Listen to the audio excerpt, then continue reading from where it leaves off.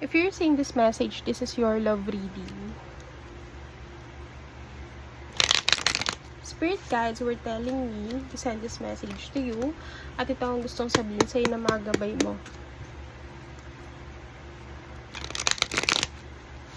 I'm strongly picking here about the energy in the collective reading.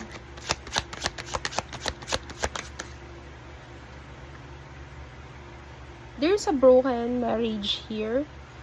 I can see with the Hierophant in reverse, you might be dealing with foreigner or parang iba yung paniniwala nito sa'yo.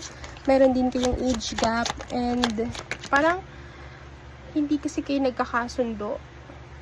Okay, there's a Three of Swords here. This might be air sign, Aquarius, Libra, Gemini. And with the Hierophant, there's a Taurus here.